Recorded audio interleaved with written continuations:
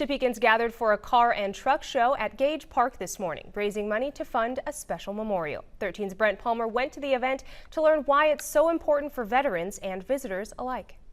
The Gage Park Memorial 5th Annual Car and Truck Show did more than just show off cool cars. It brought attendees back to a simpler time. You know what I like about all the old cars? It kind of takes me back to when I was a kid, and I see a lot of vehicles that I was familiar with or my friends had or neighbors had.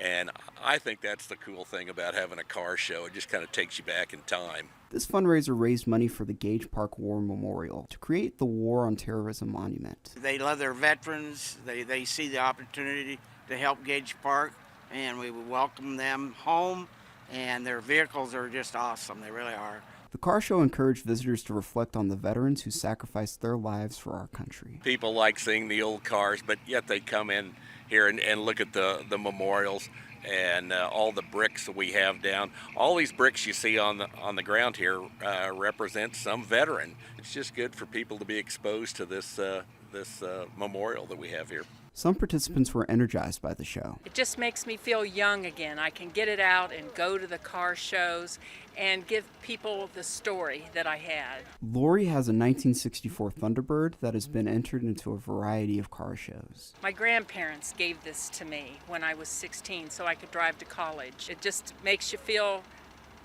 special when everybody just loves the story and loves to see it in this condition so many years later. Brent Palmer, 13 News.